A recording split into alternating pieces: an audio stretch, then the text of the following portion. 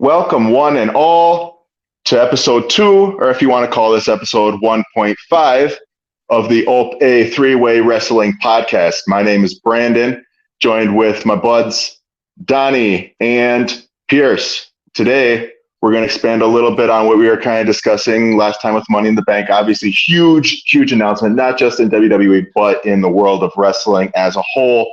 John Cena announced his retirement for 2025. We got a whole year looking forward to the GOAT doing what he does best, and that's entertaining all of us. We are here to talk about a lifetime, literally, of experiences that have helped to shape our wrestling fandom, that have made us love, hate, everything in between. The Doctor of Thuganomics, the leader of this nation, whatever you want to call him. Donnie, what's on the agenda for this particular show? What are we going over today? I can't see it. Donnie, you're the tech guy. What are you talking about? I can't see it. Donnie, this is your job. You got to see this, Donnie. As soon as we talked about John Cena, everything just went blank. Are you sure about that? Do we got to try his intro? Guys, it's John Cena. It's a John Cena joke. Come on. God, I can't see him. Oh, I can't. Okay. I cannot play the trumpets. I can't do his intro, Donnie. You got to be like Paul Heyman on that one episode of SmackDown.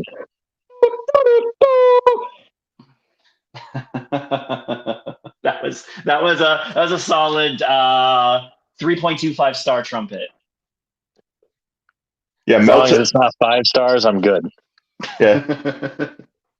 You didn't play it today on the podcast, though. We got on this day, so we're going to take a few minutes just to talk about something cool that happened on today, July 11th, not 2024, but just July 11th in general. Pierce is going to get that one.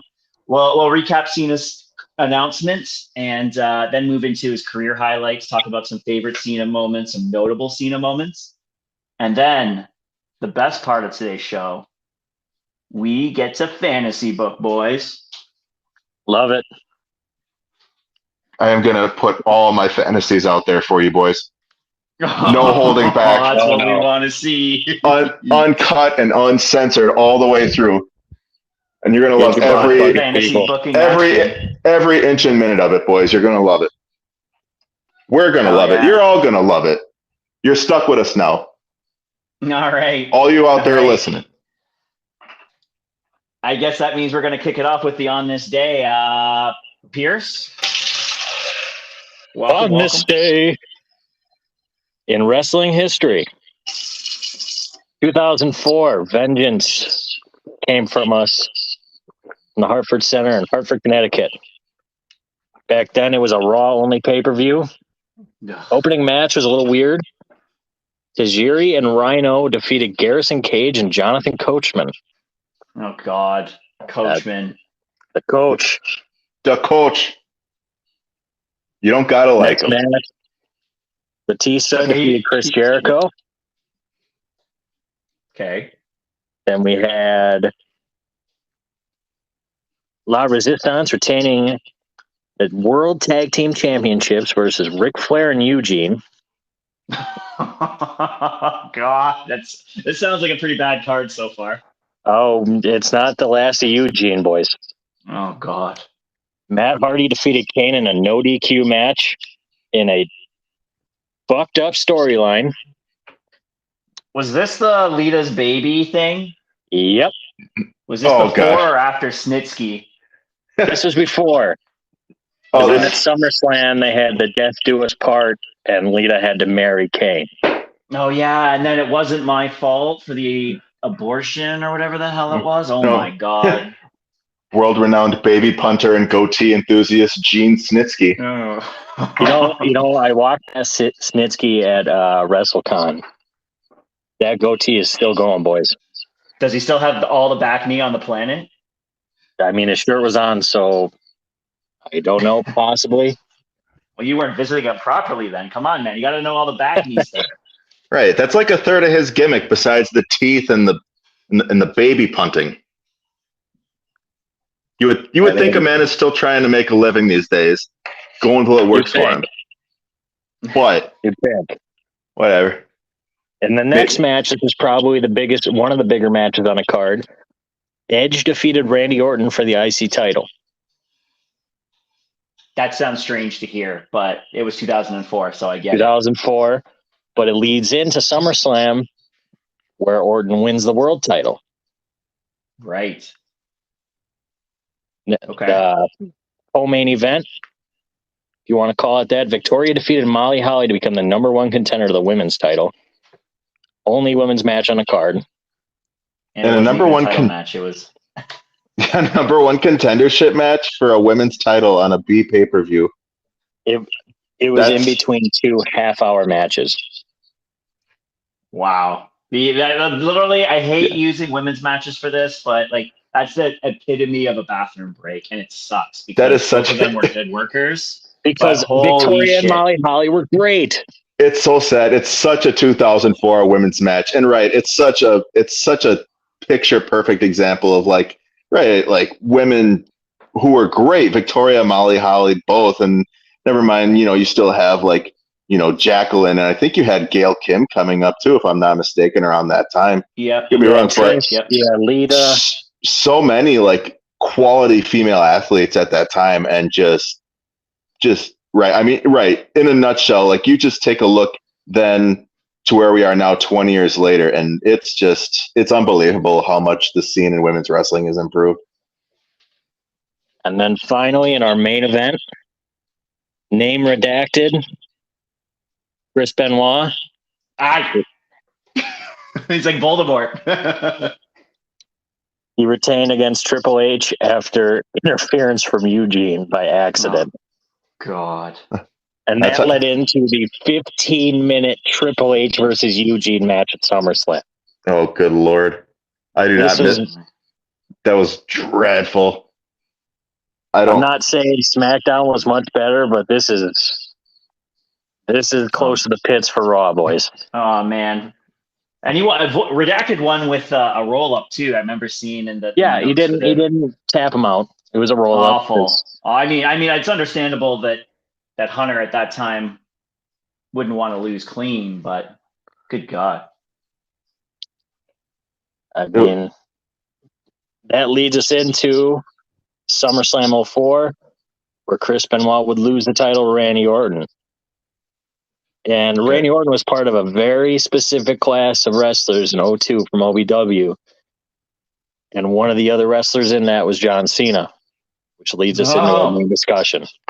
5-star lead-in. 5-star lead-in, Pierce. All right, so I guess the first thing we should do is just talk about the actual announcement itself really quick. So that's going to be Cena coming out Money in the Bank, announcing he's on his final run. Originally, he said he only talked about 3 shows when he was out in the ring, but in the post show, amongst the 722 other questions he answered, they said he was going to have about 30 to 40 total appearances. And that's not matches. That's appearances throughout 2025, starting in January, going to December. And it's going to basically be the write-off for John Cena in ring forever at that point. So you want to kick us off on some discussion about early days of John Cena, Pierce? Absolutely. So before John Cena came up to the main roster, let's not forget, he was the prototype. We cannot forget the prototype. Now, is that like WWE 2K21, the prototype, or? Yeah. That was his gimmick. He was a robot man. I mean, in his own words, it was crap. But, I mean, it's still hilarious. He uses the proto bomb to this day. I didn't watch any of it back then. I believe it's the 3rd move of Doom. Yeah, shoulder tackle, proto bomb, 5-knuckle shuffle, AA. I think that's it. Am I correct there, boys? Yeah, that sounds right. Yeah. Isn't that the one that R-Truth does in his tribute act there? I know R-Truth is John Cena's biggest fan, obviously, as we all know. Yeah, it's his childhood hero. Despite being, 5 years older than him? That doesn't matter. That man does not age. Yeah. And it's those early WWF days when K-Quick was jumping around with Road Dogg. He would sit up and he'd watch tapes of Prototype, and he'd be someday. This is the pinnacle of my aspiration. This is the guy. This is my hero, says young K-Quick. I mean, why wouldn't you want him as a hero? As a child, he was my hero. I mean, me and him share a birthday, and that's pretty cool. He was not my hero growing up, but I was older and more angsty by then, so. Yeah, that teenage angst. Yeah, I can't cheer for John Cena, but anyways. So if we're going to start it off, we got to start off right. June 2002. Kurt Angle's in the middle of the ring, cutting a promo, says he wants somebody to fight. Out comes John Cena. And the most quoted line that we've seen probably a few too many times at this point. Ruthless aggression. Slaps Kurt Angle. They have a 10-minute barn burner. I mean, what a debut. That was sick. I watched that SmackDown Live when I was a kid, and that was a cool debut. His shorts, whatever, he looked very vanilla, but that was a cool intro to a guy I had no idea who the hell he was. And Angle won, but it was a solid match for a guy you'd never seen before. And then the Taker spot afterwards, that was really cool. With Taker kind of welcoming him in to is that WWF at that point still, or were they WWE? No, yeah, they got the F out by that point. Okay. But, I feel like they definitely, speaking kind of a little forward of his 2025 run. I don't know what you boys think, but I feel like they try and do a little redux of this particular segment with John Cena being the Kurt Angle in this scenario. I don't know who you guys see coming.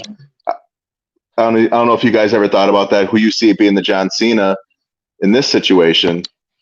I always figured maybe like a Carmelo Hayes, maybe an Austin Theory runs it back.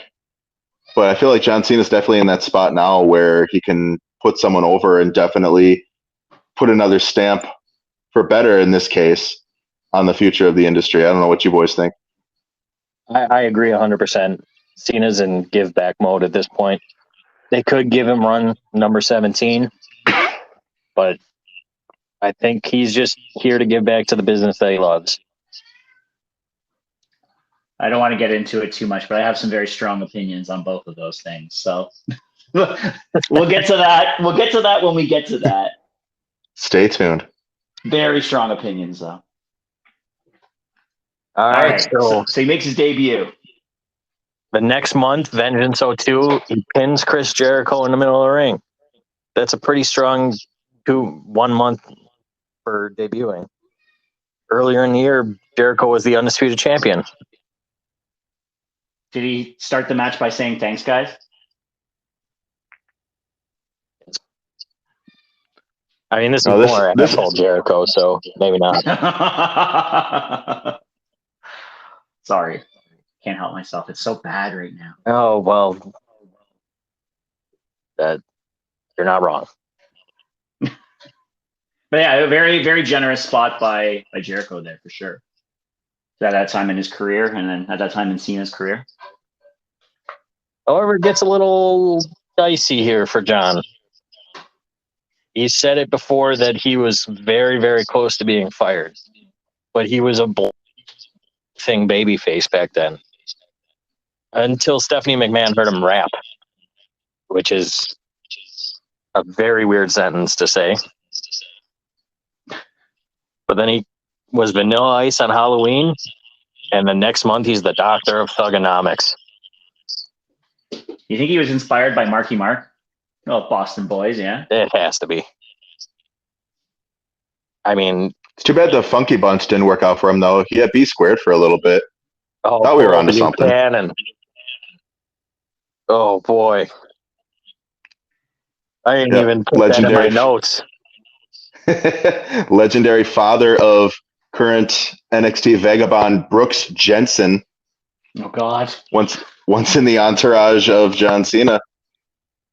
Later on, went on to regret that in a famous segment where he screamed in Cena's face that he ruined his life, and commentary had to laugh at him. I think we all had a laugh at his misfortune there, but yeah, what a segment. What a random piece of trivia there. Yeah, we almost had a funky bunch, boys, but we were close, but sadly not.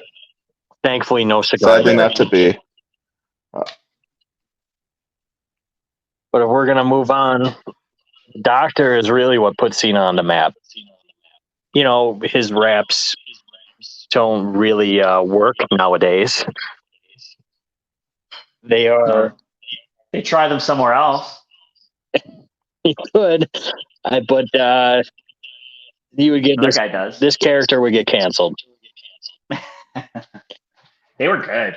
They were fun. Good, like, but they're a relic of the past at this point. It's too bad Cena didn't. It's too bad Cena didn't regale us with a freestyle at the post show there. I know somebody went on to him about it, but yeah, like you said, he said that that part of his life is just done and over. It's a closed chapter. Which said, I mean, you know, you think with his last go around tour there'd be one more left in him. I guess yet to be determined, but if they do, that was with the Usos again. A little fun rap. Was it a Raw anniversary episode in 2019 or something like that? Okay. It was only 2 lines, but he talked about the Usos mug shots, and it was great. Oh, I got to go back and touch on that one again. I must have just missed that. It is quite funny. But if we're going to move on, I'd say the next big thing was Backlash 03. He debuts the FU in the lead up to this as a joke on Brock Lesnar. And now that move has beaten everybody for 20 years. Including Brock Lesnar. Including Brock. What do you guys thoughts on AA? I mean, it's not a great move, but then I would also argue that the F5 isn't that great of a move either. So, like, it doesn't seem like a high impact move from a visual perspective, but it looks so cool though. It. I mean, I prefer the Kevin Owens version where he does the little "you can't see me" before hitting it. Why didn't Cena bring that back? What didn't he bring back? The "you can't see me" or the A? When he did the AA. He would do the "you can't see me" while holding the guy. Doesn't do that. 47 now. It's hard to. He's got to keep him stabilized with both hands, man. That's fair. He's not a young buck no more. He could still do it, but yeah, he was never one of the Jackson brothers. But like John Cena, I feel like the AA in general. I mean, I always liked the F5 better. Like when the FU came out, I'm like, okay, it's like a half-assed Death Valley driver, right? Like, I mean, it's like a lot of moves. Like it's a slam.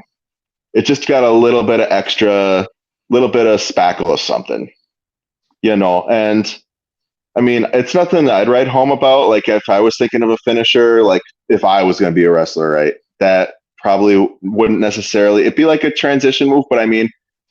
You look at how many other moves guys got over the years, and they've become synonymous with them. Like the rock bottom, right? Like the rock bottom ain't nothing really too special either. But like, look at nobody questions it because it's the Rock who did it, you know. And the Rock puts so many big names down, and he'll be a focal point coming up later in this conversation, I'm sure. But you know, for Cena got the AA over. He could have moved away from it. He didn't, and I mean, it's obvious that it's. You know, it's been one of those things in his career that, like, it's just synonymous with him. It's in every highlight reel in his career. It's put away every guy who he's ever pinned for a championship, at least a major championship. So, Speaking of a major championship win, we're going to jump ahead a year.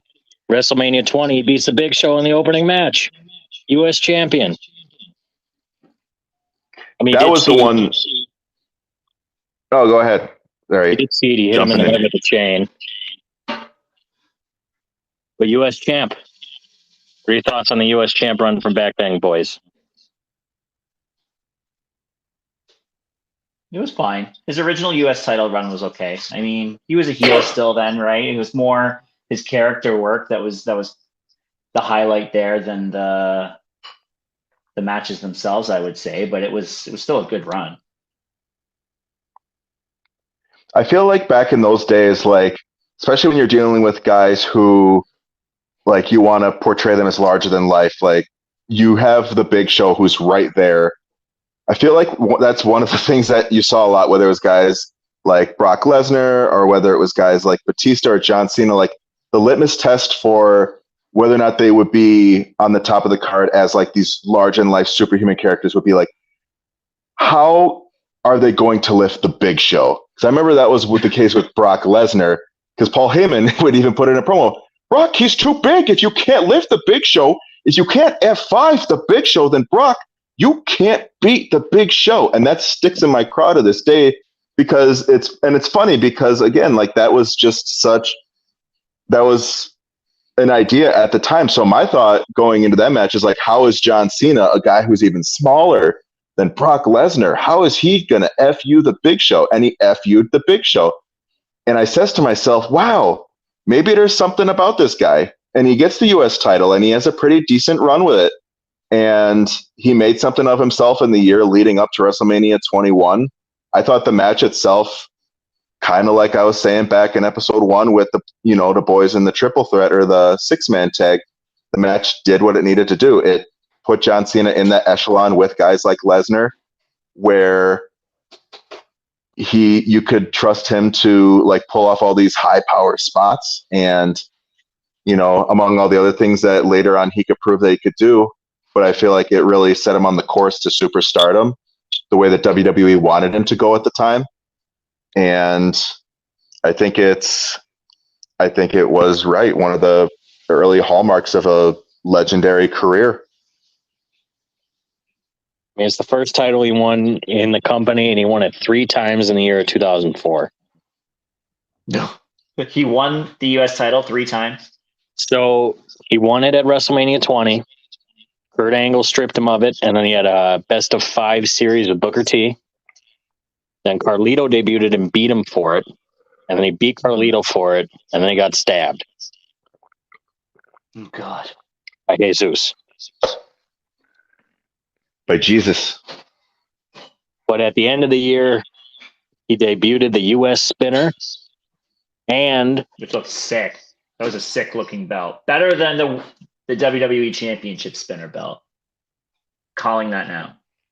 I would agree with that. I'll agree with that too. Didn't care as much for either, but I was really hoping that was going to be the last of the spinner belts, the U.S. title. I'm not going to lie. We got years and years of a WWE spinner belt, and I was very, very sad. But the U.S. title, oh my God, too long.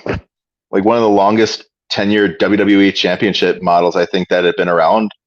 8 fucking years. 8 motherfucking years, yeah. And it was on like so many different dudes, and I don't want to get too deep into that since we're still talking about the U.S. title, but like, I like the U.S. title. I mean, hey, if we're talking between the two, I love me some U.S. title. It matched John Cena's character perfectly. It was a great gimmick, kind of like the Smoking Skull or the Brahma Bull belt for a short period of time. But then after that, we got to put the toys away and move on to the big boy belts. And speaking of that big boy belt, 2004, 2005, he had that end of Royal Rumble with Batista that was a complete accident. The Vince McMahon tearing both his quads. Yeah, he probably deserved it. Yes, that's all I remember from that, unfortunately, to both of them. But Kevin Nash fell at the exact same time. Poking a voodoo doll. Fell and landed on the outside at the exact same time. Cena goes to No Way Out, wins a number one contendership for JBL's WWE Championship for WrestleMania 21, starts the feud with the Cabinet, introduces the Time Is Now, and beats JBL at WrestleMania 21, and then introduces the WWE Spinner. But we don't need to talk about that part. No, let's leave that in the darkest annals of history, where we never talk about it ever again. I don't know if But it's we going to be a have to better talk time about to it talk again. about JBL, but like JBL is one of the most underrated heels ever, man. That run that he had is I don't know how many times he was champion. He was a champion a couple times, but like the hell of a run WWE that he had. champion? Yeah, WWE champion and world champion, right? He's world champion once. Was he world champ? Are you sure about that? I'm putting WWE and world together. WWE Oh, is that what champion you're is doing? only one time. It's just total one time. Yeah, I mean that was a hell of a run by him, though. I mean, I didn't like him beating Eddie Guerrero, but Well, that's the idea, though. You got to go over Eddie, and especially with all what he was doing. Like you remember his border promos. Oh, He just took like some random Mexican lady and just kicked her in the ass. Stay out of my country, or something like that. Oh, that was great. That's the mark of a great heel. When he does something and he portrays a character, it's not like X-Pac go away type heat, but it's the part where like you just, and I feel like I've said this before too, like faces sell merch, heels sell tickets. JBL is the kind of guy who you would pay tickets during that reign to see him get his mouth shut, to see his reign eventually end. And he beat a lot of our favorites, I feel like, in order to hold on to that reign. And I feel like John Cena was definitely the guy, considering all that John Cena represented, to end that reign when he did. But man, like, not talk about JBL too much, but like, man, like what a foil for John Cena come WrestleMania 21. Like that build leading up to WrestleMania for JBL was like, it was great. He was the longest reigning champion in SmackDown history to that point. So that already lent a bit of weight into whoever was going to beat him, for its time. Like for as long as he was champion at that time, back in like 2004, that wasn't something we got. Like we came off the Attitude Era where the belts were flipping around like pancakes. And here's JBL just holding solid as a pillar for as long as he did. And then here comes Cena, hot as a white star. And I don't mean that like I mean that like in like astronomical sense. Like I might be getting nerdy. Don't worry. Do you know what I meant? Yet. You know what I meant to say. I'm not trying to get racist on this one, boys. You're not getting canceled yet. Yeah, it's only episode 1.5. Yeah, we had a good run, boys. Time to turn it out. Yeah, sorry. Kilt it dead, boys. Sorry, my fault.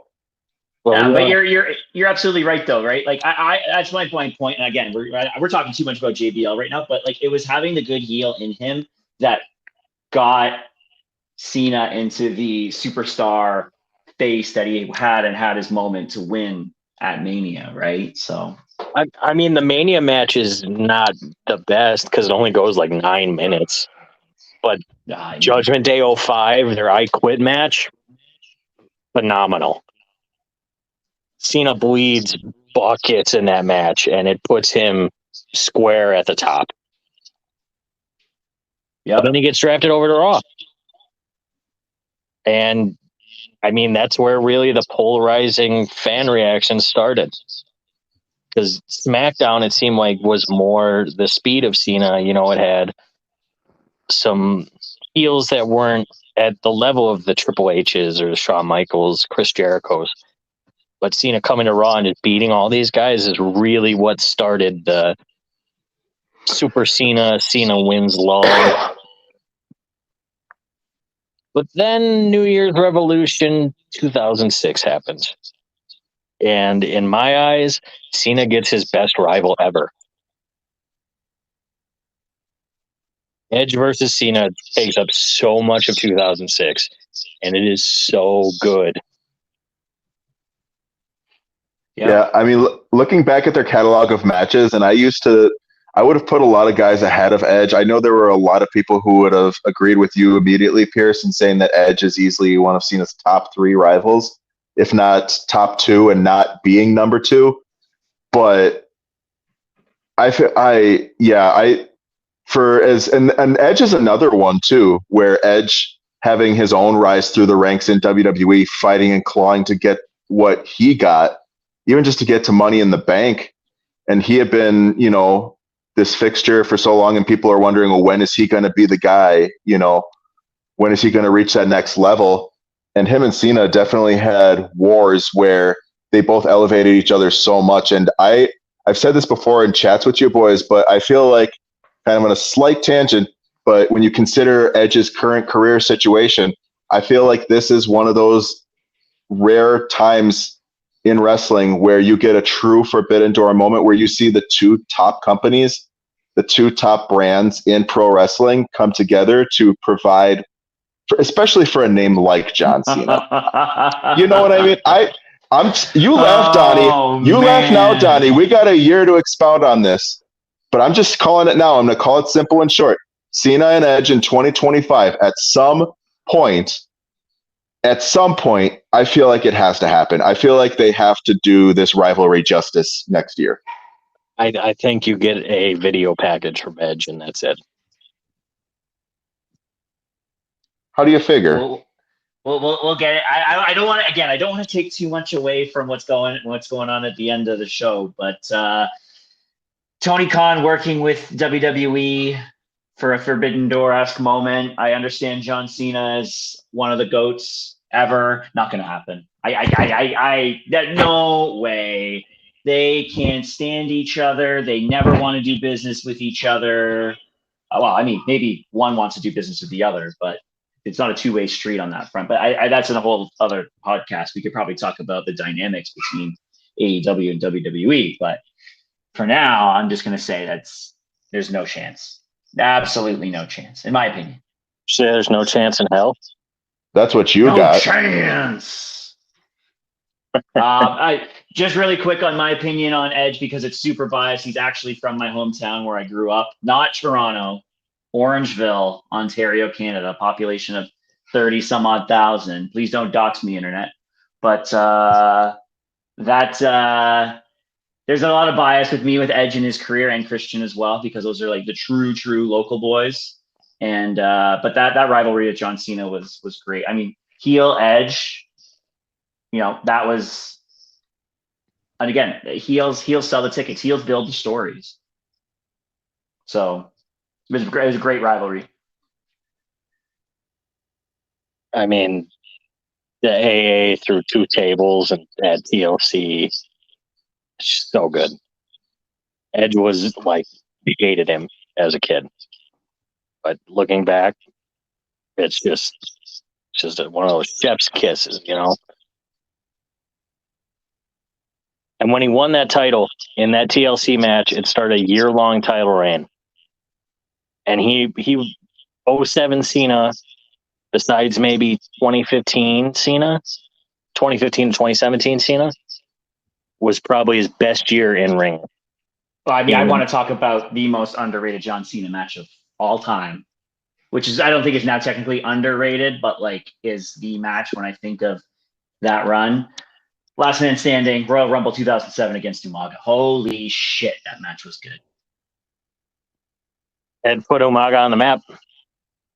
That match was incredible. And the vision, the visual of John Cena winning with the STF with the ring rope against the monster that Umaga was at the time. Fantastic. That was a great match. If there's one thing that John Cena's been able to do well throughout his career, I feel it's bring out a side of savagery when he really has to beat these big name opponents. And when you consider all the guys who Cena's had to do that against, and then you throw Umaga into that mix, it really goes to show what Umaga I feel like could have been. And Umaga is another topic in and of himself. But I mean, like you said it best, that imagery of just using a rope to just choke the life out of this guy because nothing else is going to stop him or slow him down, really goes to show, in spite of how big John was at the time, what a threat Umaga posed to his reign.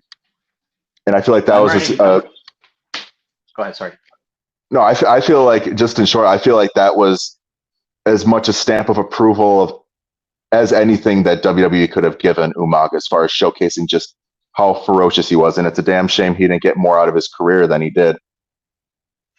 Through all these chats that we're having and all these like little sidebar discussions, I'm always like keeping like notes on other show ideas that we can have down the road for when we don't have a big PLE to talk about or whatever. And yeah, we're definitely getting a Samoan Dynasty show at some point, so we'll get to Umaga again. We got 12 hours to talk about the Samoan. Climbing all the way up that NOYE tree, boys. Oh boy, there's definitely going to be a good time to talk about Umaga, but we're going to keep talking about John Cena. 2007 John Cena. Hey, 2007 Mania versus Shawn Michaels. Raw versus Shawn Michaels, where they went an hour. And a month after that, somehow he pulls out a good match out of the Great Khali. I mean, the four-way from Backlash 07, which Shawn Michaels just used as a blueprint for Ethan Page winning the NXT title. Yep. I mean, him versus Randy Orton at SummerSlam. Surprisingly not boring. Yeah, Randy was a pretty boring wrestler then too. I mean, it's Cena versus Orton. They define each other as rivals, but I mean, they had a couple of good matches, but not many more. Then he gets hurt. Him and Mr. Kennedy in a match, he tears his pec off the bone. Did any of you guys watch the 08 Rumble live? No. That was when he had that was number 30, right? Yep. Yeah, MSG comeback. I did not watch that live, unfortunately. I didn't watch it live. I've watched all the highlights over and over, though. That is probably my favorite pop of all time. Nobody expected it. He was supposed to be out almost a year, and he comes back after, 3 months? I mean, if anyone's going to do it, though, it's going to be John. I mean, and even though... Fucking Go ahead. I feel like... No, sorry, we were just kind of jumping in the same time. It's like, I want to cut you off or none. No, I was just going to say that, I mean, right, like I said, like if anybody was going to be expected to make a comeback like that, it would have been Cena. So, while surprising, yes, but at the same time, after finding out about it, I'm like, oh, of course he did. Like, this is 2008. Like, this is about the time where I just fucking hated Cena. I had seen enough by 2008. And I'm just like, oh, of course it's fucking Cena coming back at the Royal Rumble. The number 30. Oh, there he goes, cleaning house again. There he goes. He's always looking at Triple H. Here we go. Can't wait for this one. It has one of my favorite final threes because it has Cena, Triple H, and Batista, and they each do. Batista does the thumbs down. Cena does the "you can't see me." Triple H does the "suck it." Just that leading into the final of Triple H and Cena winning. I mean, you could say Super Cena really showed up for the first time there, even though he's been around for a while at that point. Mm-hmm. Still a huge moment in wrestling history there. I mean, we expect it now, him to come back from injuries way faster, but nobody had a clue. No one.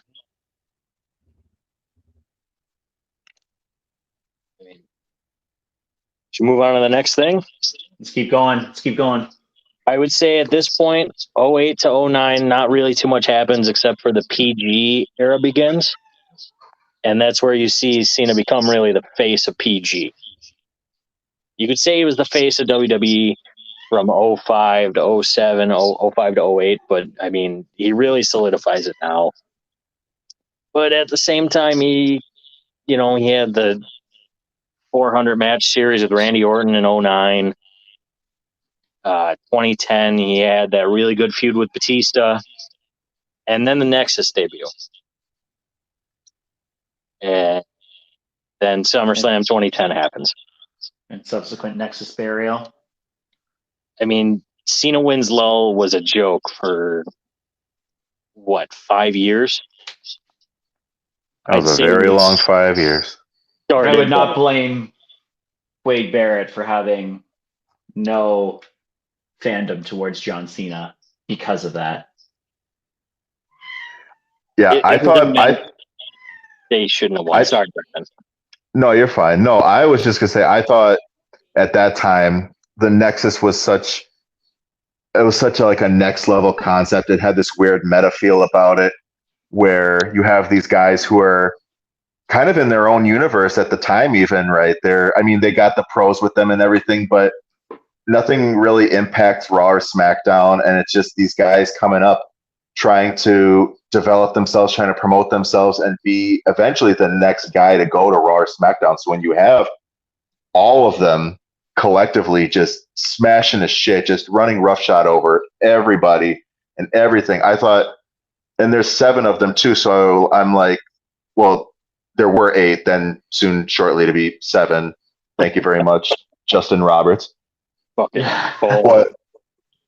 But I mean, when you have 7 guys, you think, and they create that kind of impact, you think one of them at least, with Wade Barrett being the obvious, you would think one of them at least is bound to go over and, become what at least one of them was prophesied to be, the next breakout WWE superstar. And right, like, I don't blame Barrett at all for feeling the way he felt about what happened with the whole Cena storyline. I feel like that was honestly one of the lowest points in Cena's career, was collectively burying all of those guys, not just Barrett, even though Barrett was the one with the highest promise at the time. And then you, of course, had Ryback developing and everything like that too. But I mean, that in my mind should have been the start of the beginning of the ascent, of the rise of Barrett. But we didn't have the genesis of McGillicuddy yet, but I get what you're saying. we didn't have, right. No genesis. It was a low point. It was a complete low point in Cena's career. If Nexus, I agree with you, but I will say if Nexus doesn't go over, maybe you don't get Bray Wyatt as a result, right? Like, it's a weird universe you might end up in if Nexus gets over and Cena doesn't bury them all, right? So, I mean, perhaps. I mean, it's kind of like the bloodline too. Like, you get different iterations of it. I mean, right? It's a butterfly effect, right? Like, not one variable change can affect a whole course of things. But right, I mean, with the way things went, like, right, we did get Husky Harris come out, and then Punk kind of initiating him, which let Husky Harris be shown off. And right, obviously, I'm trying to think here. You had the Nexus become the new Nexus. Right. Which leads us to the leader of the new Nexus. Because now we're in 2011. And, I said Edge is probably my favorite Cena rival. You could put a 1A to 1B because CM Punk is my favorite wrestler of all time. MITB 2011. A pipe bomb. Probably the greatest WWE match ever. I mean, it's up there. ooh, That's WWE match. No way, not a Main roster. I'm sorry. Main roster. Build, I mean, sure. Build, I would say, build would be up there. Story is up there for sure. Match itself, that's a bold gambit there, Pierce. I'm a bold Full guy. package, no way. No full package, no way. There's good stuff about it. I mean, I'd have to figure out where it sits in my universe. Definitely not number 1 though. Definitely not number 1. I mean, Punk brought me back to wrestling, So it's Punk was on a It's legendary special run place, back then, so I don't blame you. Yeah, I'm with you there too, Pierce. Punk was definitely my guy at the time. Like, favorite wrestler of all time at the time, and Punk was definitely a perfect antithesis to Cena and everything that Cena had become at that point. Cena thought he was the Red Sox and he was the New York Yankees. Yeah, Cena was definitely the dynasty. And in the middle of MITB 2011, WrestleMania 27, I don't want to talk about the main event of that show. Cena was in it, we could say that. Rock comes back, and we get twice in a lifetime. Thoughts on the Rock feud, boys? Ugh. Did it really need to be that drawn out? I agree. I don't like being blatantly lied to. Yeah. Once in a lifetime. Come on. Rock said in multiple interviews he had the build for 27, 28 match, 29 match. Why put the That's once in a okay. lifetime there? That's okay. Even if they said it was the last match ever, now I'm gonna pull a Brandon here and say I don't think they're done yet. That's a bold prediction. But what we got to let Brandon jump back in because I think he's looped out for a sec. But yeah, I think that reign went on a little bit too long. Like that whole run between the two, taking up the main events of WrestleMania, etc. It was Brandon didn't miss anything. It was just me lamenting about The Rock and Cena.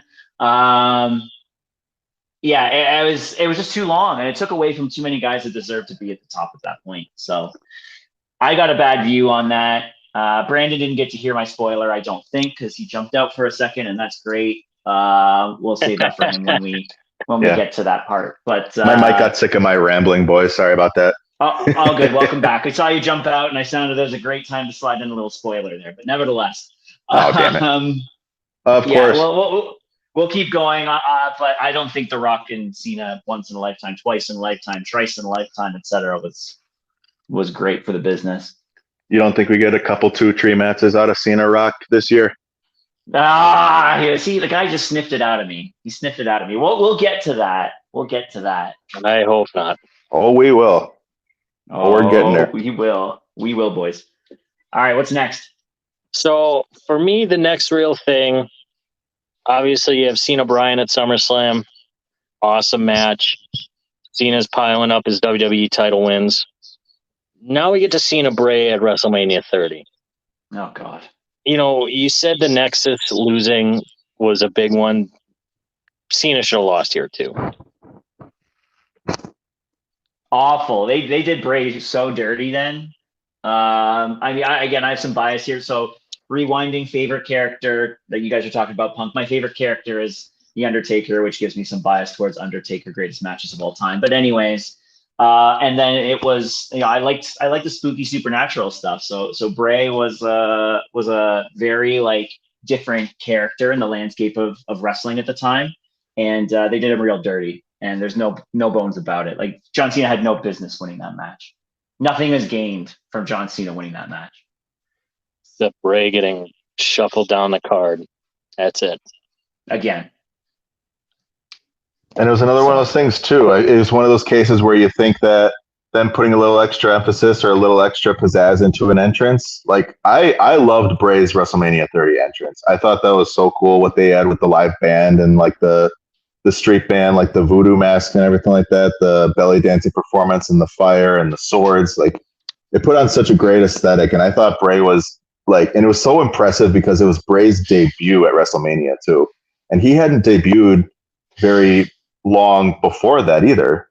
So I was of the opinion they were just going to shoot Bray to the moon with this match. But right, of course, Cena wins lull 3.0 or however far down the line we got with that meme.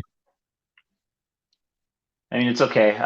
Bray had another great entrance where he got buried right afterwards too. So it wasn't his only time, at least. At least he was used to it.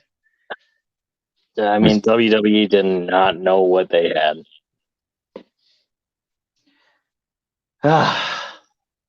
Carry on, sir. We all agree on what happened there too, it seems. Well, let's just say Cena wins number 15 because Daniel Bryan got hurt. Yep. And we get to SummerSlam 2014. I mean, that main event with Brock was the most unique thing I have ever seen in wrestling when it happened live. Brock just kills him. Yep. How many German suplexes was it? 16. 16. Yeah, it was ridiculous. It was impressive to watch. It was painful to watch.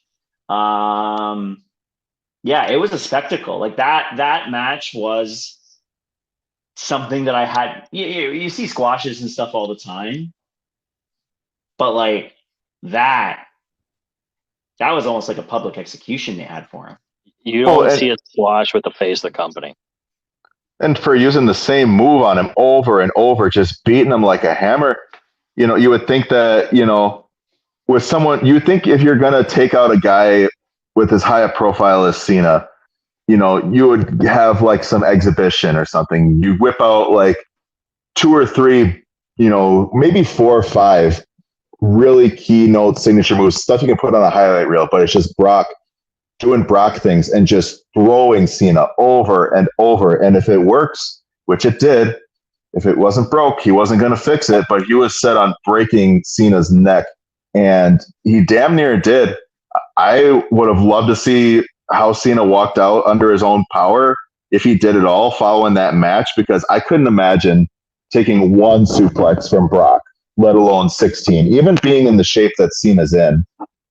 And even with as thick and like sinewy a neck as Cena's got, like I can't imagine it was anything more than grass after all those suplexes. Man, him and Randy Orton both got their asses beat by that era of Brock Lesnar. Like, holy cow. That 2016 Randy match is just gruesome. The visuals from those 2 matches, and like obviously the one with Cena was like kind of what kickstarted it all. But man, it was great. It was great. It was painful to watch. It was cringe to watch. It was so many different things at once, but like it got emotion out of you. And that's, I think, what made it be something that you never forget. I agree with that. And the next point I have is something I won't forget because it really brought out Cena's prime work. The U.S. Open Challenge. He beat Rusev for the title, WrestleMania 31. The U.S. title. And yeah, rest in peace, Miro. I mean, Cena became a workhorse, and he made the U.S. title mean something in 2015, and that deserves praise. Yeah, that was a bit like. There's a long list of John Cena burials. We've already talked about some of them today. I'm sure we've missed others, but that was a burial that actually amounted to something that was certainly a net positive. Again, sorry, Rusev / Miro, but yeah, that U.S. title run. Great stuff. And the irony, and from what it was born from too, there is probably no other point in WWE's, well, rather, WWE's iteration of the United States title. There's no other point that I can consider where the United States title was near as relevant as when John Cena held it at the later end of his career. You've had all these guys come and go. You even have Logan Paul, who's, putting it out on his podcast and bringing around for interviews and, taking photo ops with Donald Trump and bringing the U.S. title with him for these. But even then, even with all this exposure and all this social media clout that, the United States title is supposedly getting now, I still feel like it doesn't have the same kind of resonance as when John Cena held it and when he promoted it and carried it and defended it week after week after week. I think there was one moment in the U.S. title history that clearly superseded John Cena, and that was Austin Theory using his Money in the Bank contract to challenge for it. Clearly, the pinnacle. No. Yeah, in what universe are we living here, Doc? Like that was clearly, All right, guys, I'll talk to you later. I'm out of here. You got me not. I don't even know what to say, Donnie. That's where you got me. I'll see you next week. Good on Theory for at least acknowledging the U.S. title as something worth wasting a briefcase on. That much we can say next about week it. Anyway. I'm sorry, I had to. I couldn't help myself. Oh, I'm about to go grab a beer, boys. Let's keep her going. Let's talk Donnie about with the jokes. Let's talk about that U.S. title run just a little bit more here before we keep going. Favorite match in that run? Sami Zayn for me. What a hot debut for him. Yeah, I mean, he hurt himself in his entrance, which sucked. But he still pulled out a banger. Yep. I mean, I'm pretty partial to the Neville match personally. I mean, I'm a big Neville Pac mark anyways. I feel like he's one of those guys who just coasts through these eras of wrestling, and he's always one of those guys who consistently outperforms most people he gets in the ring with, and is one of the standouts in any company that he works for, but he just never really breaks through, and he almost did. He actually almost beat Cena in this match. Like, he was setting up from what I remember, he was setting up for his Red Arrow, and he had him on the ropes, but then out comes Rusev, salty as shit, and interferes in the match, costs him his shot. But what a way to showcase a guy who, is, it's weird. He's kind of like a Schrodinger's cat. Like, he's obviously jacked to the gills, but he's also a little guy. So it's weird seeing WWE put that kind of faith in him and give him that kind of showcase. But at the same time, like, it makes perfect sense. And I thought it was a great match overall. I thought it was a great way to showcase Neville, and Cena definitely played his role there. Cheers. I got to give it to Cesaro. I mean, I love Cesaro, Claudio Castagnoli. I thought he probably should have been a world champion in WWE, and that match showed it. I mean, Cena doesn't bring out the top rope AA very often, but that being the way that he had to beat Cesaro, that should have put him on the map. It's okay. He was put on the map when he won the Andre the Giant Memorial. And then immediately they did nothing except for Paul Heyman talking about the 1 and 21-1. Talk about the guy that's right there. Guys, don't forget how he won that battle royal. He lifted the Big Show. How many men can say they lifted the Big Show? Instant road to superstar. That highlight reel will get played on WWE and WrestleMania promos for years and years to come. Oh, God. The Swiss Superman boys. Superman boys. I love them. But yeah, as a side note too, I love Claudio, and I thought Claudio should have gotten the Gunter run with the IC title. But that's another topic for another time. All good. We got a couple more points on Cena before we get into the last segment, so let's fire them out.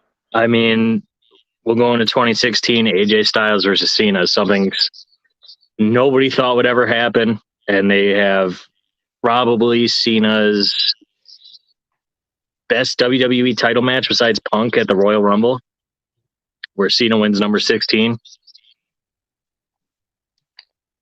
And so fitting too. Like, you talk about Cena and Orton being generational rivals within the same company. These two guys were generational rivals across the span of the entire wrestling world, at least within American wrestling, with TNA at the time being the obvious number 2 promotion, and then kind of juggling with Ring of Honor over there for a little bit.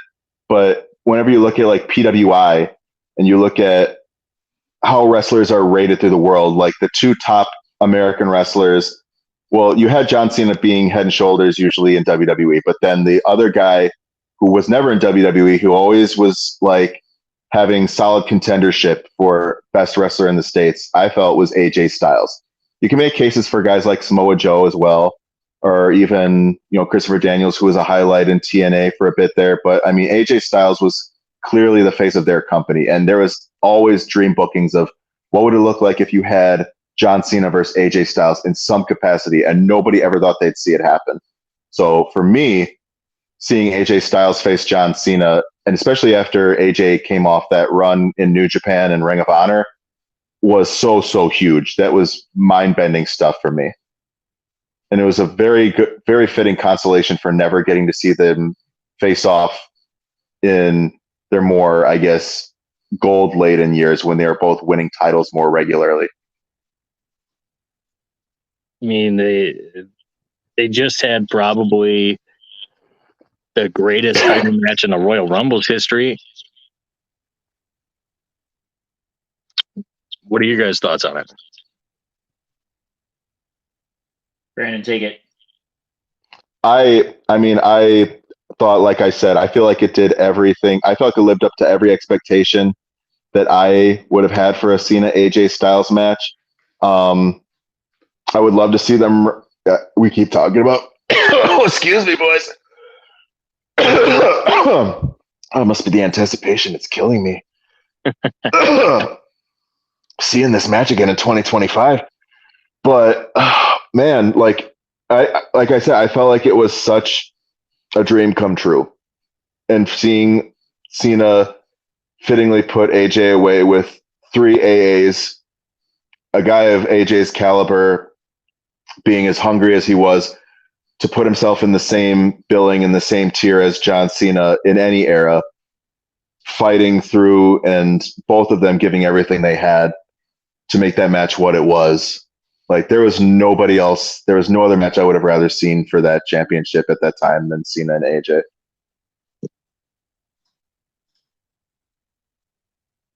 You got any thoughts on it, Donnie? I wasn't watching too much in that area, so I don't want to take away from it that much. So I mean, it's feel free to keep going. If you've got time, check it out. It's incredible. I need to catch up with some of those like mid to late 2010s era. That was probably my lowest time watching wrestling. So you don't need to catch up on too much. I didn't think I did. That's part of the problem here with this specific bit of dialogue. But nevertheless, yeah, I don't know too much about that 2015 to 2019 era. So there's some gold and there's a lot of not so gold. Yeah, well, got to read up on your fellow Canadian Jinder Mahal. I'll just say it that. Yeah, carry on, sir. At this point, Cena becomes part-time. He has the weirdest build to one of the biggest matches in WrestleMania history with him versus The Undertaker. And Taker squashes him. Yep. I enjoyed it. What are your guys' thoughts? I mean, you're not getting I would always watch Mania every year, so I can speak to this a little bit.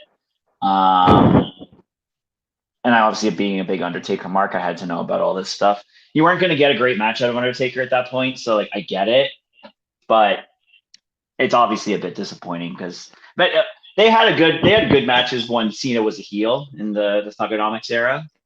But yeah, this was for a Mania moment. Yeah, it wasn't that great, in my opinion. I just think it sucked that it happened when it happened. I feel like Taker, when he was stacking up on a streak, he would beat notable names, but he never beat the biggest names. Like arguably Batista, but I mean, I couldn't see him beating John Cena at like WrestleMania 24. You know, I couldn't see him beating John Cena anywhere between 24 and 34, really. Maybe 30 and plus, but yeah, I mean, if we don't get 4 years of HBK and Triple H, there's probably a year window in there that it could have worked, but right.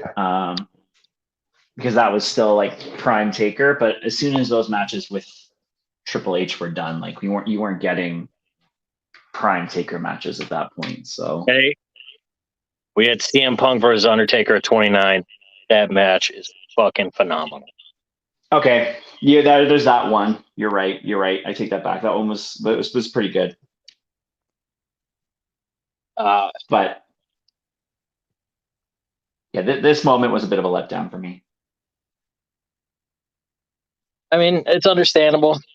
It was a weird build and then a 4-minute squash. But it was nice to see The Undertaker moving like The Undertaker for at least a little bit.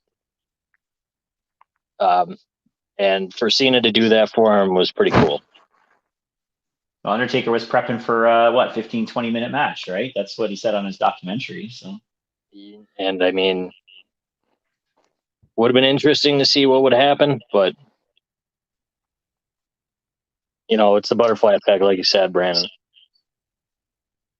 We'll never know. It's okay. His next 15 to 20-minute match after that was not good. So we don't need to talk about that. I don't want to talk about that. Yeah. Moving on. So we're gonna skip ahead about 2 years. Middle of pandemic. Everybody's sad. You got The Fiend versus John Cena in a Firefly Funhouse match. Nobody knows what this is going to be. Nobody knows what WrestleMania is going to be. And it is the most laser focused character assassination in wrestling history. You think so? I mean, I can't even explain it. You really can't go back and rewatch WrestleMania 36, but you can rewatch this match because Bray was so good. It's more of a YouTube essay than it is a match. It was a perfect moment for the Thunderdome.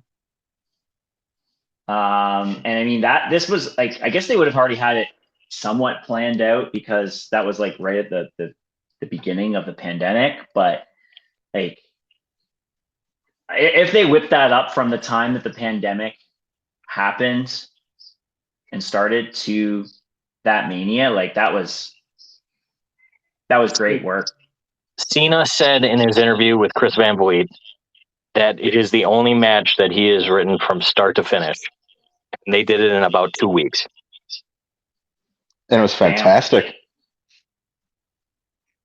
I thought it was a nice little expression of the pandemic era where, in spite of minimal resources, i.e., a live crowd and all that brings, I feel like, oddly enough, the pandemic era was a great breeding ground to kind of develop what we have now as far as the wrestlers and the talent, like going the extra mile from what came before, maybe not even since maybe the 80s or even like the 90s, to really like flex creative muscle and to go all in with character and with storytelling, and I feel like the Bray Wyatt John Cena Firefly Funhouse match was like from start to finish, it was just such a ride. And I felt like it kind of was John Cena's apology for beating Bray Wyatt at WrestleMania 30. Because if you look at like what it did for Bray Wyatt's character following that match, I feel like it just added a lot more layer to him. I feel like you didn't know as much what you could expect out of Bray Wyatt following that. So it gave you extra reason to invest in him and his character. I mean, other things subsequent to that kind of subtracted from it, but I feel like it laid a great foundation for kind of a rebirth. Maybe not a rebirth. Maybe that's too strong of a term. But it gave us a new follow-up opportunity. It gave us, right, like I said, it was Cena's, in my opinion, it was Cena's apology to Bray Wyatt for WrestleMania 30. I think and it set him on a new trajectory. Yeah, I agree with you that it feels like it was some sort of olive branch moment for John. Yeah,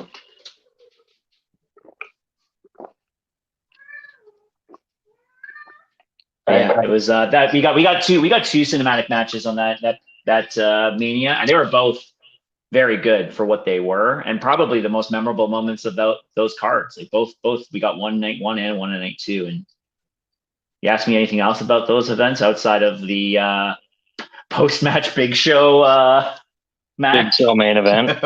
Oh, good God. That's the only other thing I remember really from that card. So that tells you that, I don't think there's much of a space now in current wrestling to be able to do these cinematic kinds of matches again, just because I don't think fans would want to see a match on a screen for 20 minutes. They don't pay hundreds or thousands of dollars to watch something on the TV, but they made the most of what they could for that era and that time. And yeah, it delivered. I mean, that's all I really had for, the next really bit of Cena was just him giving back. Him versus Roman and him versus the Bloodline. But, yeah. I think that's a good transition now to pivot into what his next year is going to be, right? So, we were already talking at the beginning of the show about how there's some thought on how Cena is going to give back. So what I think we can do for this structure is I got a list of PLEs for this year, and we don't know exactly what every PLE is going to be next year, but we more or less know like the timing on stuff and when the big ones are supposed to be. So I If figure, they bring back No Mercy. Bring it yeah, back.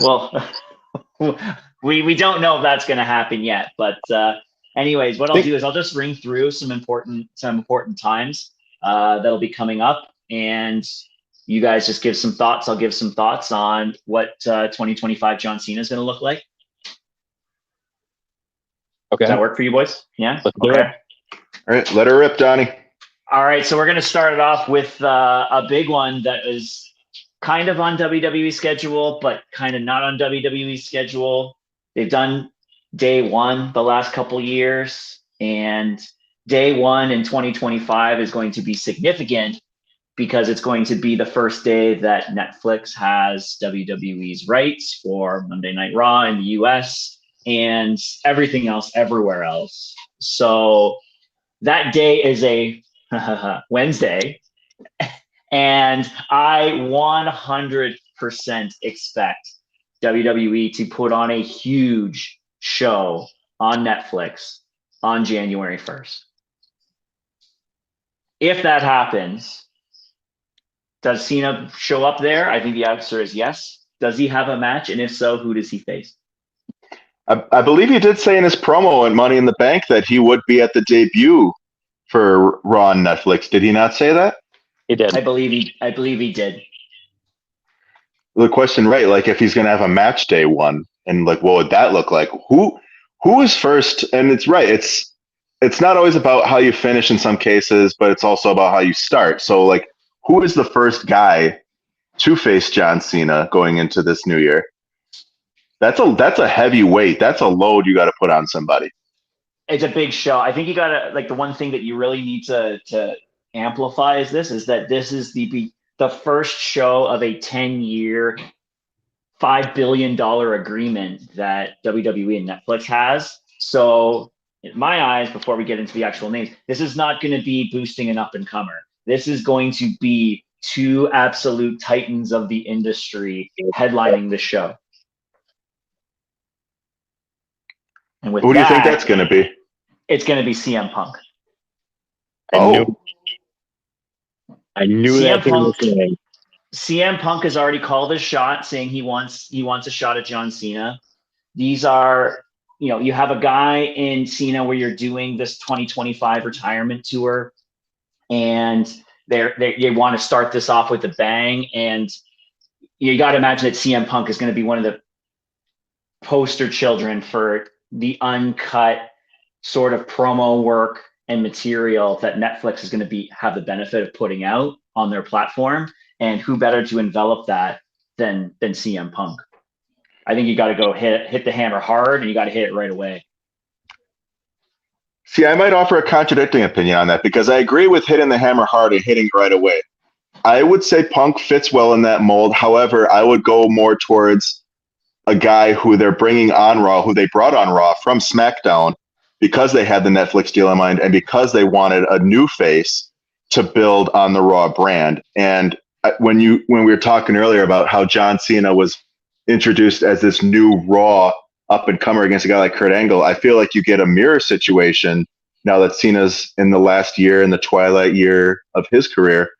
I feel like, what guy do you give that kind of rub to? Who's the guy from SmackDown that they signed to Raw to carry this new era? I think they go with Braun Breaker, personally. I think Braun Breaker is, in a lot of ways, you look at his walk and you look at how he carries himself as day one John Cena. Like, he is ruthless aggression outside of the ruthless aggression era. Braun Breaker, in my opinion, is. And I feel like he could give Cena the same kind of match that Cena gave Angle back in his debut. I feel like it's going to showcase Braun as, this is a guy who we want to invest in the way we invested in Cena over the next, well, I mean, I don't think you're ever going to see a guy be a face of the company. I mean, you look at how stacked the roster is. I don't think Braun's going to be like a 10, 15-year top of the company kind of guy necessarily. However, I feel like, much in the same way they viewed Cena, it's the same way they view Breaker now. I feel like Breaker gets a Cena rub right out of the gate with Raw and Netflix. I feel like it kicks off the new era. I feel like it shows the world that Braun Breaker really is the guy we want to represent the brand for the foreseeable future, I feel like it's a good wraparound moment. I feel like it's in the same way we're talking. I feel like it's Cena giving back. I feel like it's Cena saying, "This is your guy." Pierce, do you have any thoughts? I'm going to go in the middle of you two. I think both those matches are going to happen, but they're not going to happen for a bit. And I'm going to say you want a big star, but you don't want too big of a star. And I think the epitome of that is Seth Rollins. He's one of the top guys. He's kind of in limbo right now. I think he won't be world heavyweight champion at this point. Let's have Rollins and Cena to start off the Netflix era.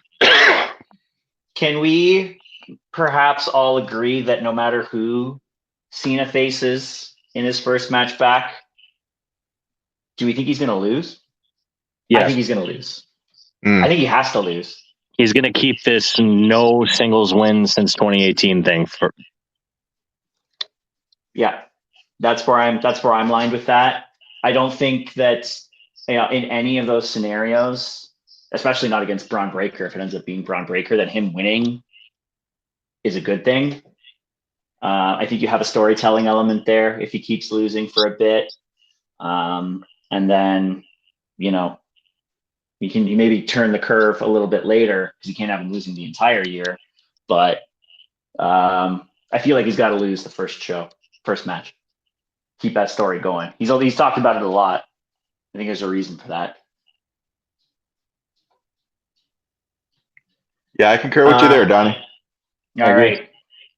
Next up, let's hit Royal Rumble. Royal Rumble. He's going to be in the Royal Rumble match. I think we all agree. Oh yeah. I think he said he was in it. Yeah. I hope he's not number 30 because I hate people that are announced that end up being number 30. That needs to stop. Cody Rhodes coming back and winning the Rumble in 2023 as number 30 was awful booking. I enjoy no, Cody Rhodes winning is fine. Cody Rhodes winning when he says that's his first match back and he's number 30 is not fine.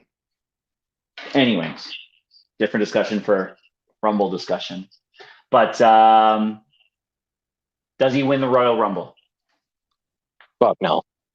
Why? I think he's going to be Final 5, Final 6. I don't think he's going to have his big title win at Mania. If they do put 17 on him, Yeah, the thing is too, I feel like with the Rumble being such a huge platform, like on one hand, it's John Cena. And can anybody really say no to John Cena at this point? And Cena, is humble about it, but really, like, I feel like even if Cena says, no, I don't want it, you have a lot of other guys in the Rumble who are going to be like, you know what, fuck it, you're John Cena, I'll give my spot to you this year because this is it, So, I mean, that's hard because, I mean, like you have such a loaded roster and there's so many ways that so many guys can win the Royal Rumble. Like, we still have months worth of build to go. Like, they could take a guy who, like, they could even take Austin Theory at this point, and build him to a viable Rumble win for him to challenge for the U.S. title. There's a multitude of things that could happen with that. Stop it,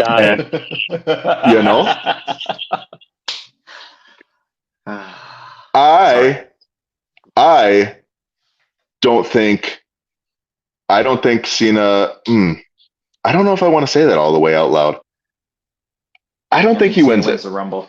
Okay. He gets to Final 2. I want to bring up one idea here. Just one quick little point.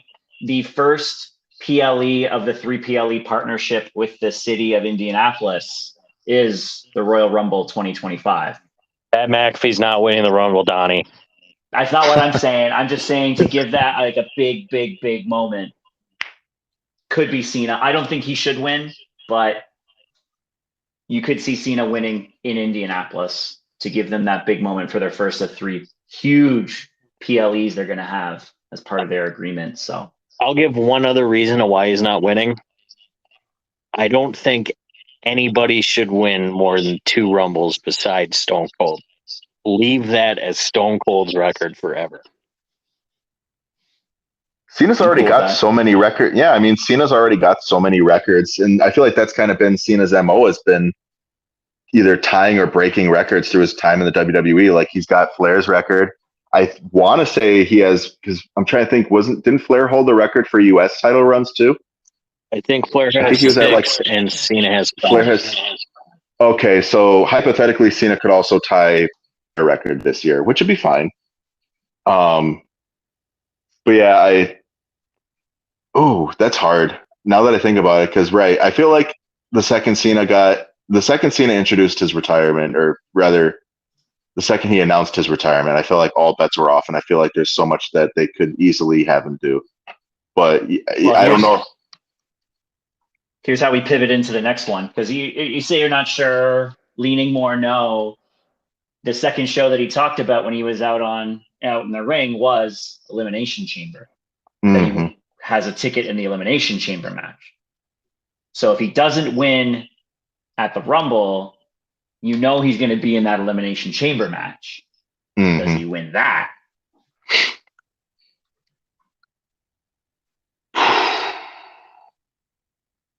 Well, and that's hard too. Like you think about how he got his first WWE Championship match. He didn't get it by winning the Rumble. He got it at No Way Out, albeit not in a chamber match, but it was kind of a last ditch opportunity for him to kind of break through and enter the main event picture. And I feel like, I guess it really all depends on who he faces. Cause then if it's so hard. Cause again, like you have just a bevy of talent that are just making so many waves right now, and that could easily win a chamber match, go to Mania.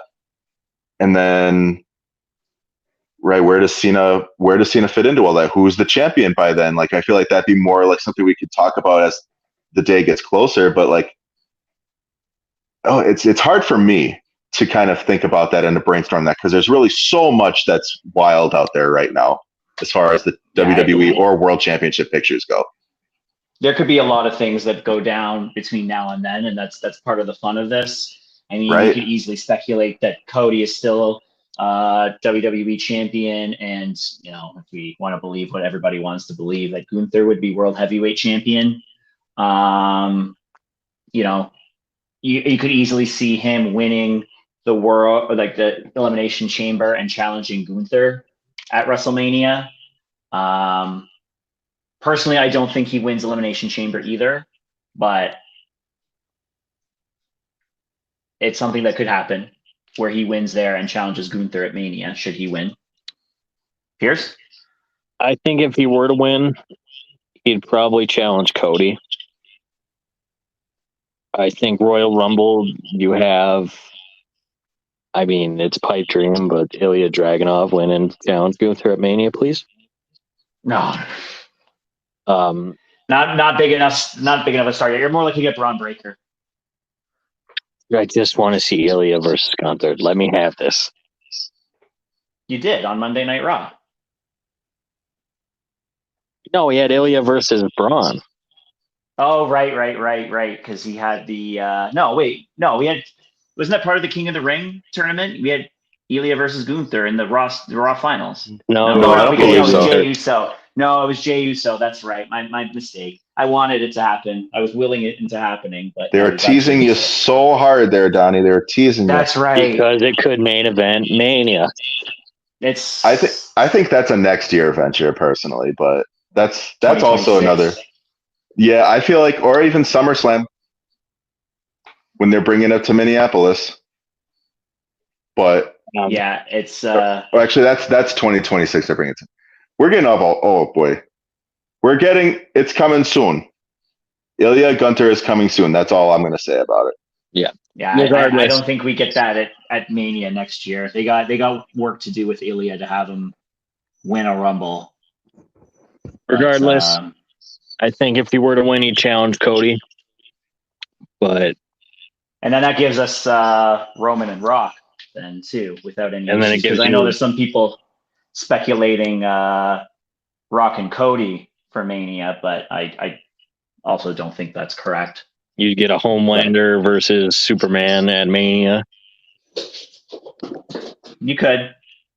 I think a Cody match. It's funny because I was originally drafting all this stuff out, and you bring up Cody and Cena, and I think Cody versus Cena has to happen at some point. But the problem is that it doesn't work in the character for them to have a match other than having just a good old competitive wrestling match. And is that What's he what get you Cody want? heel turn? That's not happening. Don't know. It could.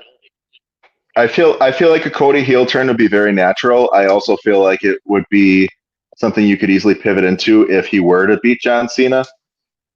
I mean, I feel like already people, and as a slight tangent, I feel like people are already kind of exhibiting some Cody fatigue. And I feel like the more time goes, the more he'll give reason and the more it makes sense as to why Cody could easily be a good heel. Sorry, I just got a call from my sister. Gonna put that away for now.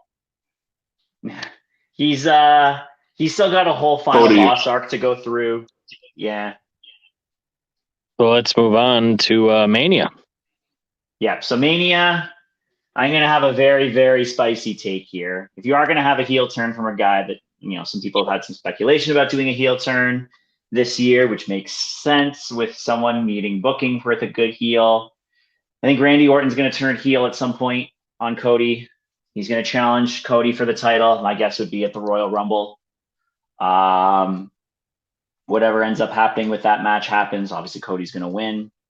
I don't think Cena wins still up to that point at Mania. And this is my hottest take of the list here. Randy Orton challenges John Cena to a retirement match. That's a spicy meatball.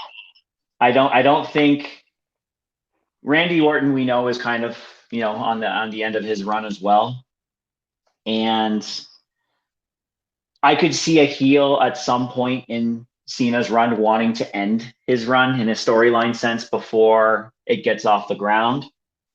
And we know this is a match that you'd like to see revisited one more time for the storytelling purposes. My crazy opinion, John Cena, Randy Orton, WrestleMania, loser retires, and John Cena retires Randy Orton. It is a hot take. I mean, I think we definitely have a much stronger chance of getting them in a one-on-one match than even like John and Cody. But I don't know that there necessarily has to be retirement stipulation involved in it. I feel like Randy has a little bit more to give. I feel like he's got drive to pursue and tie the record that his mentor Ric Flair's got, and that his perpetual rival John Cena's got at 16 world titles. He's almost there himself. And it's very believable that he could do that. And I think that Randy's still got something to kind of prove in a match with John Cena as far as who was more influential to the business, who was more influential in the realm of WWE. Because, yeah, John Cena did sell more merch. John Cena did more Make-A-Wish. John Cena made more media appearances. But arguably, Randy was a better in-ring competitor. Randy put more dates in. Randy was, I mean, everything that Cena had done, Orton was kind of shadowing along for. I feel like he's kind of like, if you want to allow me to nerd out just a little bit, he's kind of like the Sasuke Uchiha to Cena's Naruto Uzumaki. Very, very parallel paths, and both are equally viable to tie or break Flair's 16 world title record. But I feel they need this match more than any match at WrestleMania needs to happen. I feel like you need to get Cena Orton in there.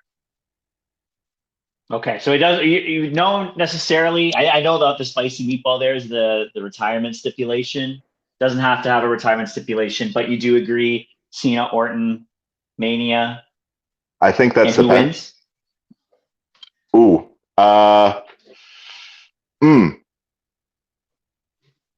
Maybe Cena wins the Mania match.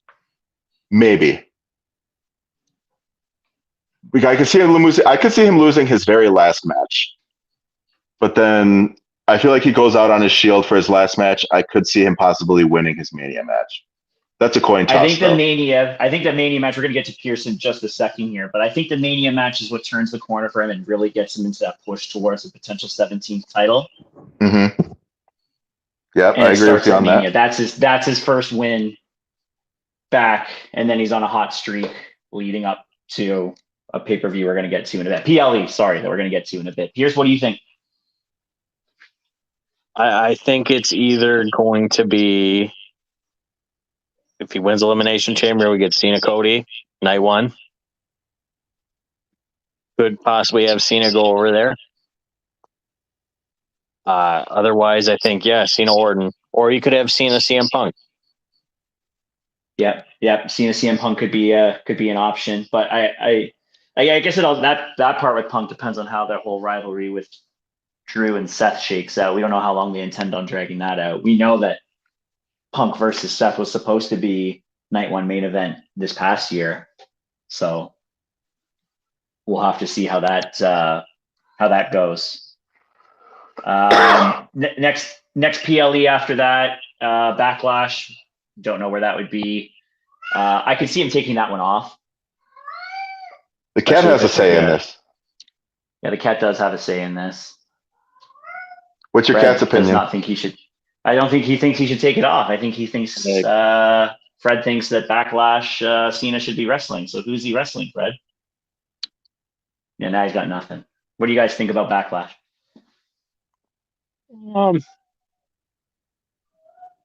No. That's a tough one. It really depends on what happens at Mania. Yep. Yeah, it's like Backlash in general. You got to build off of Mania. I feel like Cena's going to come off high. In any case, I feel like he beats Orton. If he faces Orton, this is my dream booking scenario. He's got to face somebody, probably another guy. If he didn't face Punk at Mania, I feel like he'd probably face Punk at Backlash. And I feel like you've had a couple good years with Backlash, with Puerto Rico and with France. I feel like if you get another potentially international crowd and you can get a hot market, I feel like, well, really you could do a bunch of things. Like, I mean, I know Rey Mysterio, for instance, like he has been petitioning to get a show, a PLE in Arena Mexico. So if you could even get Backlash Mexico and put Cena versus Mysterio on that, you'd sell tickets. You'd sell out day one. My opinion. Yep. It's possible. That's a good suggestion. I didn't have Cena Mysterio on my match list, but Cena Mysterio in Mexico, that's some spice to that. How about Cena versus Dom in Mexico? No, I like that better already. No, sorry, taking up the Rey Mysterio thing. Cena and Dom. If it's in Mexico, that's what we get. Winner. I feel like the only thing you'd be selling more than tickets in that case is tarp. You have to tarp off. I feel like, I don't know. I see a Cena Dom match.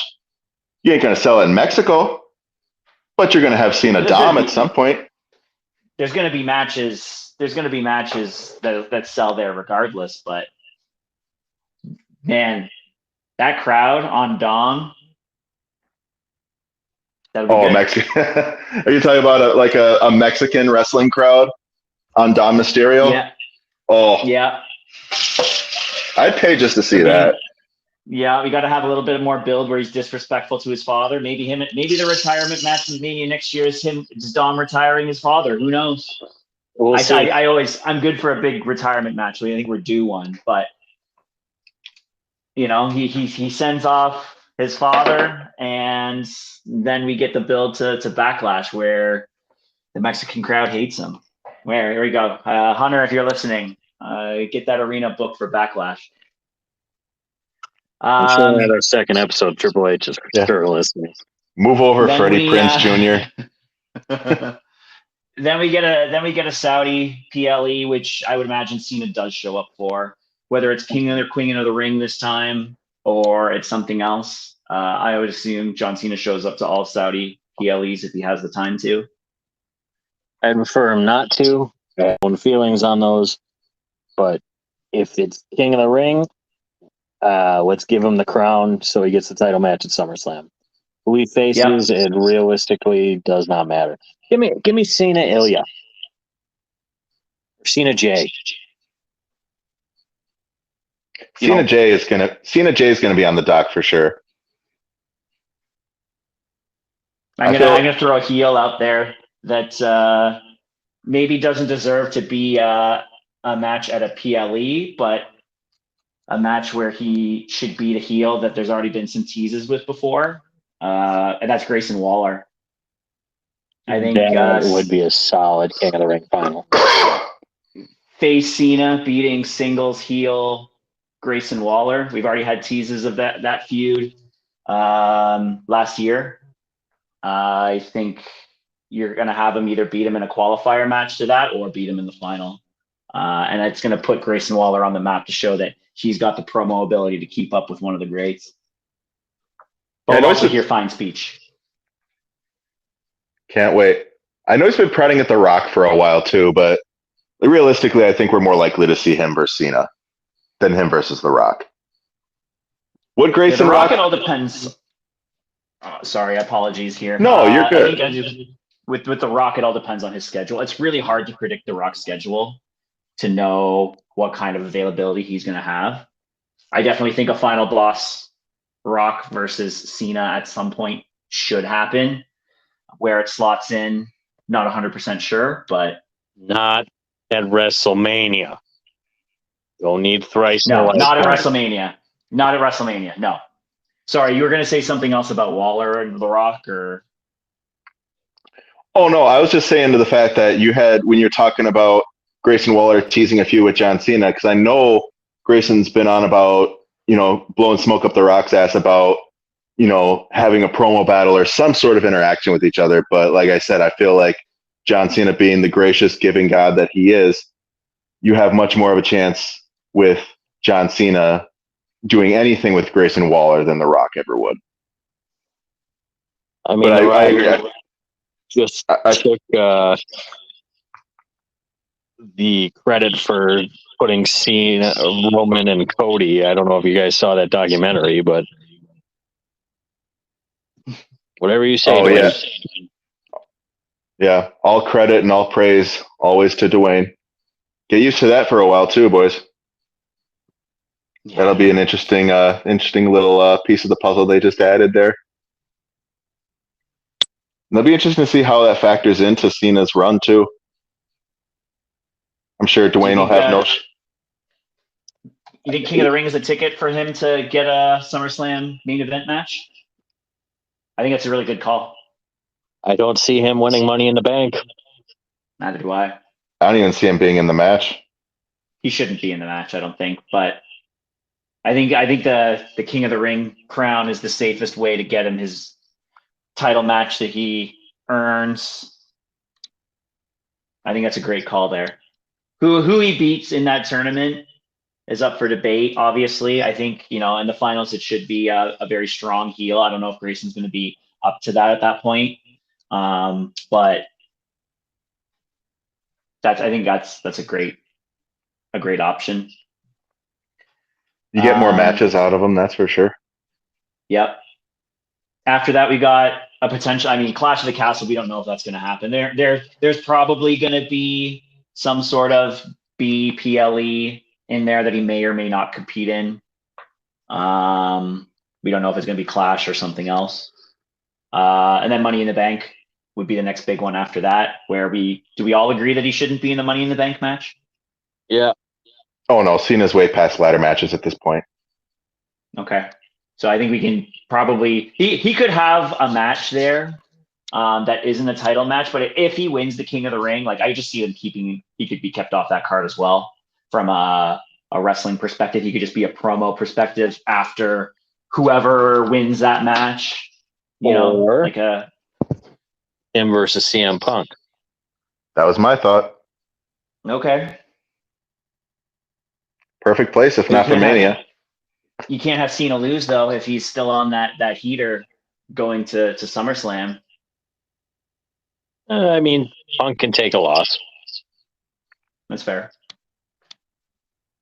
I think the stretch when he finally gets that first win, and this is going to lead us right into the SummerSlam talk. I think that whenever it's decided he ends up having his first win, which I think should be at Mania, up to SummerSlam, he does not lose a match, and he wins a title at SummerSlam. Which title do you think he wins? Whatever one's on Raw. Well, we don't know. It's got to be the World Championship. I don't think they're switching the WWE from SmackDown. Well, I mean, Netflix can get whatever they want, right? I think Netflix is going to have a lot more sway than... I agree with Donnie. I think there's a strong case for that, and I think that's another discussion point too. But I agree. I think there's a very strong chance the WWE Championship, with its prestige and its lineage, I think there's a very strong chance that it goes over to Raw. Well, let's just hope, if that's the case, the Universal title is finally "quote unquote" retired, because then Cena would win 17 and 18 together. Oh no, it's one title now. It's not two separate titles. It actually is two separate titles still. Well, it retains the lineage. They dropped Universal from the name entirely, which suggests to me that they're quietly sort of just because, like, right, they've had the WWE World Heavyweight Championship too, but we're not still talking to this day about the big gold lineage that's attached to the WWE Championship, right? Like, for all intents and purposes, the Universal Championship is... I mean, they'll like to cling on to this and say, like, and I think it really does more than anything. It just kind of gives a little bit of like false boost to Cody's reign, because, right, he beat the undisputed WWE Universal Champion, but for all intents and purposes, the Universal Championship is retired. Yeah. So just looking at Cody Rhodes' page while we're talking about that, like, they have it listed as two separate titles on his profile page to show the lineage of those two different titles. But on the actual titles page, it's listed as one title, which is the undisputed WWE Champion. Right. They keep the lineages separate. I don't know why. I thought when Roman won it at WrestleMania 38, they could have combined them. I get why they didn't. They didn't. And then when Bray passed, I think that's when they were like, all right, no more having those belts, because there was some tie-in there, and depending on if that story is true or not, of Roman giving the title to JoJo or not, but we never saw it after Bray passed away. I think you could say when Cody won it that the Universal title was retired. I mean, it's Roman's title. It is currently called the undisputed WWE Champion. That is what Cody Rhodes is listed as. So if Cody's champion that long, which he might not be, we don't know if he ends up being champion that long, but if he is, then that would probably give us Cody versus John at SummerSlam. If not, it could be any number of top heels that they decide to have beat Cody. Cena, Gunther. I mean, I always thought that Gunther should be the one to beat Cody regardless, but maybe it's Cena, Logan Paul. Logan Paul wins Money in the Bank. Cashes in, and you get Cena, Logan Paul. Yeah. I like the sound of that. Give me Cena, Gunther for the World Heavyweight title. Add Cena's name to legitimize that title even more. I know that you're looking for like the big traditional pro wrestling match, but WWE sometimes just gotta like get the biggest high profile. I think that's kind of where I was going with Punk on day one, and that's kind of where I'm going with here. Those like marquee huge names that it's like, oh my God, you have John Cena versus Logan Paul for the championship. Like that's a blockbuster, marquee, world-renowned thing. Right. I know Gunther obviously is going to be a better match. Like, I'm not, but for a marquee moment in history, I'm saying Logan Paul. Totally agree on that too.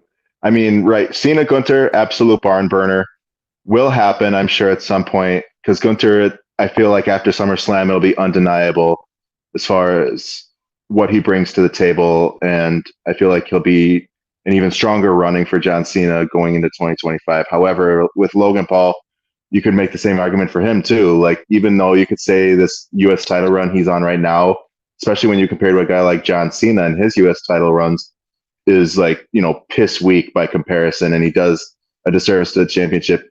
He still has a huge following, and particularly on the internet, where John Cena also, made a name for himself and the WWE through the internet, through memes and stuff. So there is kind of an odd little connection there between Paul and Cena. And I feel like that would only keep the sorry, man. No, go ahead. No, you off. No, go ahead. Only keep the title on Logan Paul for a month for that point.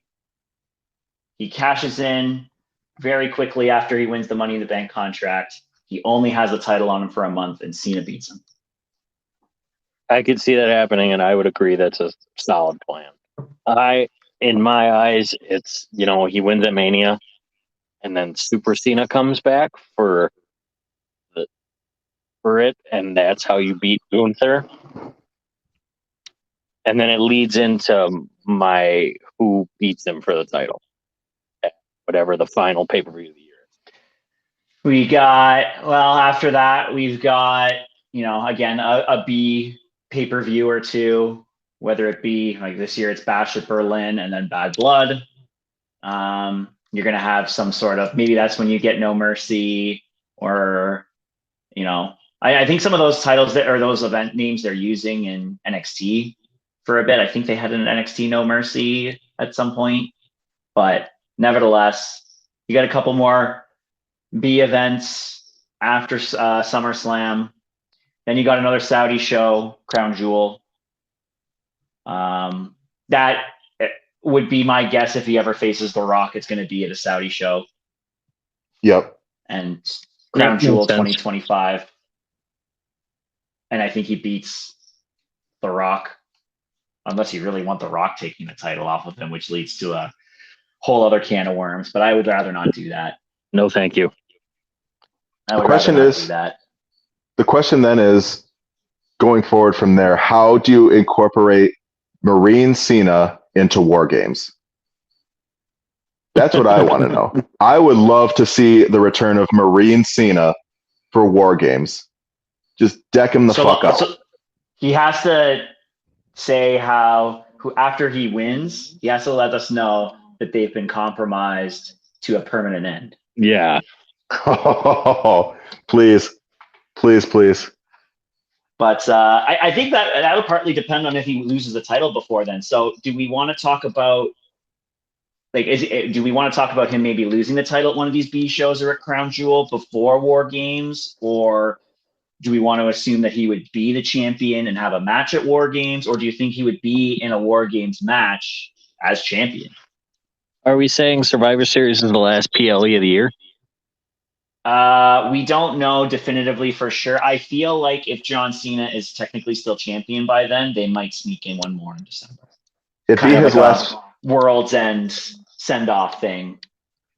It would definitely be one of the last major PLEs of the year. So it'd be like the beginning of the end. His end. I would say. Go ahead, Donnie. So we're gonna say that Survivor Series is his last PLE because that's all we know is, it makes sense on the card right now. Is he entering there as champion? Yes. I would say yes. Okay. Will this be his last match? Yes or no? I would say no, but I would say he loses the title. Okay. So who does he lose the title to? Braun Breaker. I know that was your day one match. Yeah. I think he loses to Braun Breaker. I think it could be both. I think he could do a day one match and then come back around to the end of the year. Maybe something happens in the day one match that kind of rubs Braun the wrong way or makes him want to prove a point, like what happened with Sammy, right? Braun went the way it did, and Braun's still chasing after Sammy. So who's to say that win or lose if Braun... Well, you look at it, win or lose. So like Braun wins the day one match in this alternate universe scenario, right? So Braun Breaker already knows he can beat Cena, and he's definitely going to try to beat John Cena for the world championship. So in my mind, I feel like if John Cena is world champion, if he becomes world champion, with that win on day one of 2025, Braun Breaker in his mind will already have been number one contender for months on end. Maybe he never gets a shot at it up until that point. Maybe he does, but I feel like at the end of it, Braun has something that he has to prove, and that ultimately manifests by him taking the title off of Cena.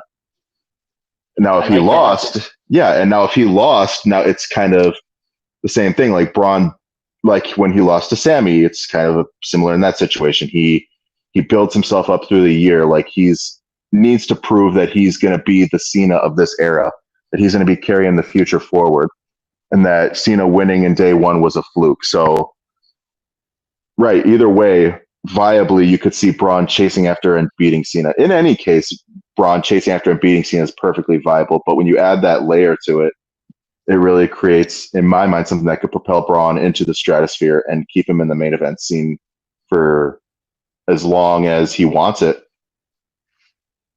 So we all agree he loses to Braun Breaker. Is that what you're thinking as well, Donnie? Yeah, I think Braun Breaker is correct. There's some part in agreement. Yeah, some part of me wants. I don't know if it's at Survivor Series. Sorry, I don't know if it's at Survivor Series. Honestly, but I think Braun Breaker is the guy he should lose to. If he's a champion and he has to lose the title at some point, I think Braun Breaker's the guy. I do not want it to be The Rock. I could very well see it being The Rock. It shouldn't. I agree. Please no. But I could very well see The Rock beating John Cena at Crown Jewel for the championship. I do not want to will that into existence, but somebody find that fucking monkey's paw. In a intelligently booked, building the future sort of style, I think Braun Breaker's correct. I think we're on the right track there. I know we didn't mention him through this whole timeline, but I think at some point we got to factor in Austin Theory again too. Reason being because what happened at WrestleMania 39, Theory was always the guy who modeled himself after Cena. People kind of all knew this, and I don't know if there was really any follow-up. Well, there hadn't been any follow-up since Theory beat him. He lost everything, but then I feel like Theory, like Braun, would have something to prove if he were to get this face run and he were to ascend through the ranks. And, maybe he did lose and he lost, or he won, but he lost everything, kind of like Cena had said that he would. But over time, he built himself back up again. And then to build himself into an important match with Cena in his final year, I feel like would be a nice full circle thing for Austin Theory as well. I kind of want to crack a U.S. championship joke, but that's beneath me. I can't do that again. But I to that point, being a dead horse, Donnie. Come on, man. I think what you could see happening there is Cena, maybe because we don't know how many matches Cena's going to get. I could see John Cena acknowledging that Austin Theory has changed and he's become a better person and doing his whole, tip of the hat, handshake kind of moment. I don't know if it needs a match, but I do definitely think there should be some sort of acknowledgement to Austin Theory's growth as a face when that inevitably happens after he splits up with Waller. My opinion. That could happen at the Rumble, though. That could happen in a moment where they collide in the Rumble, or somewhere else on a Raw or SmackDown or whatever. But yeah, I just feel like at this point, I feel like you just can't leave that entirely alone. I feel like that's an open-ended string that you got to kind of tie up, in my opinion. Do we get an Uncle Howdy moment? Maybe a passing glance. I don't think they're going to have anything crazy. Okay. So now we're getting into the tail end here, and we've been going for almost 2 hours. So yeah, we went a little heavier than what we thought. Yeah, that's okay. Last match, retirement match. I think we all kind of assume that Cena loses because that's what happens with most of these guys, and I don't see Cena wanting to win in his last match at all. Who does he lose to and why?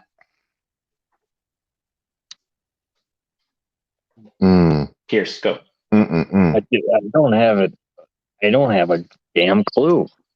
You could go so many different ways for it. You could say it's Cody for being the new Superman. You could say it's Yeah, it could be Braun Breaker if he wants to try and get the title back before he leaves. He could be CM Punk. It could be his, generational rival. There are so many different ways you could go with who Cena's last opponent could be. And you got to think too, that's at the tail end of 25. Like, who knows what other guys could walk into the company at that time? You know what I mean? Like, we could be a Trick Williams. God, you got me on it, son of a bitch. Trick Williams. John Cena is 100% have that passing of the torch moment like he had with Kurt Angle in his debut. I do not see a scenario where he faces a veteran at all. It is going to be a young up-and-comer. Now, the only challenge that I have in my mind with Trick Williams is he's already probably going to be established enough by December 2025. And when I look at that men's NXT roster right now, I don't see a guy that has the face power right now. That doesn't mean that can't change. Maybe you have a giant Ope-Eh face run, right, or something. I don't know, or heel Ope-Eh run. I guess it doesn't have to be a face, but it's got to be that passing of the torch moment. It could be Ope-Eh. It could be Trick Williams. It's got to be someone young. It's got to be somebody who hasn't had a moment on the main roster yet, I think, or if they have, has kind of struggled since then, like a flash in the pan kind of thing. It's got to build somebody. And I don't think Cena would have it any other way. And I've said it too to you guys. I feel like Trick Williams has all the tools to be a John Cena type of character. I feel like, or to have a John Cena type of presence, rather. I feel like he's got that connection to people. I feel like he just has a physical presence about him that commands attention. I feel like he's getting the business in spite of how little time he's spent in it so far. I feel like he can only go up from where he's at. I feel like he's got still so much upside that he can capitalize on and build on. So I feel like he's a strong candidate as any to put Cena down if and when the time comes. All right, I'm going to throw out a wild card. Baron Corbin. Baron Corbin will be retired by next year. He'll quietly have just disappeared off the WWE page, and nobody will have given a shit. No. He's making a joke about that. Don't you dare bring up Kurt Angle, you bastard. In a real big fantasy booking world, I would love it to be MJF, but he's probably locked into contract too long for that to happen. Oh my God! Heel MJF versus face Cena promos. Ooh. Like I Netflix. said, who's to say what can change? Like I've said, you get those once in a lifetime deals for John Cena and John Cena alone. It's not happening. Not happening. Sorry, man. I can see it as a fan wanting it, but there's way too much ego at the top end on both those companies for that to ever happen. A man can dream though. I don't blame you for dreaming. You see crazy shit happen in wrestling all the time, and people have said crazy shit was never going to happen before too. And granted, like right there, both industry tops right now. I'm just saying, there's got to be a what you want to call it, something involving you know what I'm trying to say. It's an analogy involving a needle and a hole. You put the thing in the hole, and then MJF and Cena happens. That's what I'm trying to say, fellas. I would love to see MJF versus Cena. I would love to see it. I think that's if there's a Forbidden Door match. I know you'd said Edge would be a good Forbidden Door match. I think MJF is the slam dunk number one pick there. Or Will Ospreay. No, MJF over Ospreay for sure. Like I know, like Will Ospreay is one of the best wrestlers in the world from an in-ring performance perspective, but the electricity of a John Cena versus MJF promo far exceeds anything that John Cena is going to do in the ring with anybody else in 2025. That's fair. I'll agree with that. So that's where I'm at with that. But that essentially kind of wraps it up. Went a little long. I'll apologize on that. That's okay. Finding our pacing, man. So when I said episode 2 at the beginning of the show, what I meant to say, folks, was episodes 2A and 2B coming soon. So we're going to have to split this shit down the middle somewhere. We're going to have to make this 5 minute, boys. We might be able to split it off just with the talk about the career path into the next part. But either way, fun show, man. Had a great discussion about John Cena, arguably one of the GOATs ever. And Just wish I could see him. Yeah, I still can't see the script, guys. But there was a script. Shit. This was fun, man. This was fun. For number 2, this was fun. We've got what, 3 more weeks until SummerSlam, so I could see us. I mean, we got to have a prediction show maybe for SummerSlam. We got a couple more weeks maybe. If we do a weekly thing or bi-weekly thing, we can figure that out between us. But it's good to just get together and bounce off more dialogue, and we can figure this shit out as we go along. Once we get the pacing down, it'll be perfect. We were just meant to have long, drawn-out shows, I think. It's worth every minute, boys. I agree. It's all good. We'll find our pacing. With that, you gonna call her a night there, boys? We've hit the natural stopping point. Yeah, the sun's down. All right, well, guys. Yeah, it's been a great show talking with you fellas. Went a lot longer than we figured, but I mean, this is what it's about, right? It's the passion. It's the love for the game. It's the love for the wrestling. It's the love for John Cena, the GOAT. Pierce, you can talk more about that. Pierce, that's your guy. You want to take us out on that one, Pierce? I mean, what more can you say than thank you, John Cena? So many good memories, some bad. I mean, the last 10 years of his career, the work rate was insane. The love that he still has for wrestling, despite being such a big Hollywood star now, is incredible. And it shows. He was very, very emotional during his promo in Toronto. And it made Donnie cry when he was there. He did. I seen your tears, Donnie. It's okay. We saw it. We saw them. Put you on the big screen. But I mean, not really much else to say. Thank you, John. Let's see how the outro hits, though, Pierce. You said you've been working on an outro there. Let's hear it. Thanks for stopping in to the Ope-Eh 3-Way.